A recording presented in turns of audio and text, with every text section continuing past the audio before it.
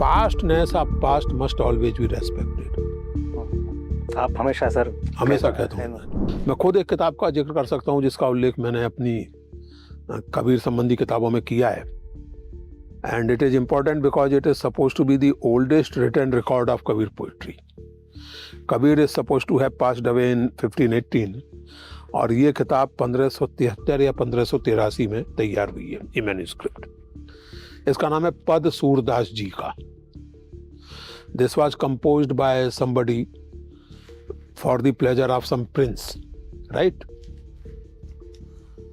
अब पद सूरदास जी का इसका नाम है.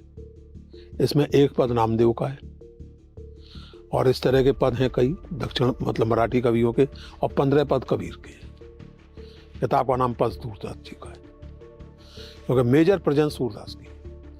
लगभग 70 पद सूरदास के और बाकी 30 पद इधर उधर से. इंटरेस्टिंगली तुलसीदास का कोई पद नहीं है. होता क्या है कि भक्ति स्टडीज की ट्रेजेडी ये है कि it has been deeply implicated in the politics of the day, of today, not of that time. तो इसकी वजह से एक एक पांडुलिपि और एक एक एविडेंस के आधार पर अजीब अजीब नतीजे निकाल लिए गए हैं. तो जैसे मैंने अपनी किताब में मजाक में लिखा है, अगर इसी मेथड को फॉलो करें, क्योंकि पद सूरदास जी का में कबीर का ऐसा कोई पद नहीं है जिसमें वो अपने आप को काशी का जुलाहा कह रहे. तो आपको मानना पड़ेगा कि कबीर काशी के जुलाहे नहीं थे और ये भी मानना पड़ेगा कि तुलसीदास मेजर पोएट नहीं थे क्योंकि उसमें नहीं है. The thing is very simple कि एक एंथोलॉजी में बना रहा हूँ और आपके लिए बना रहा हूँ.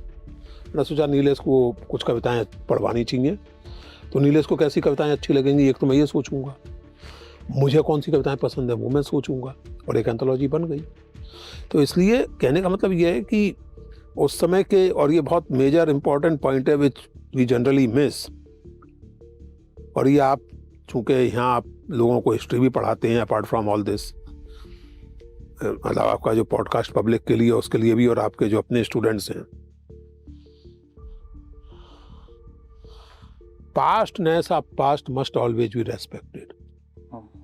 आप हमेशा सर हमेशा कहता हूँ that distance he cannot be eliminated. The distance between my time and Kabir's time cannot be eliminated. Following from that, one should not try to impose present on the past, and one should not try to translate past into the present. That is disastrous for both present and past, for both history and society. आप आज एक certain kind of atmosphere में रह रहे हैं जिसमें एक sharp polarisation create किया गया या करने की कोशिश की जा रही है.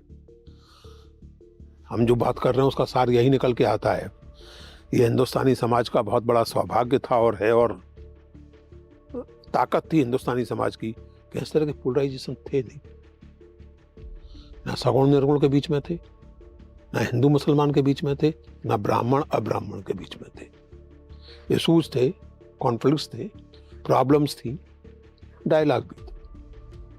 This kind of sharp polarisation and this kind of construction और creation of perfect enemy camps, it was not there.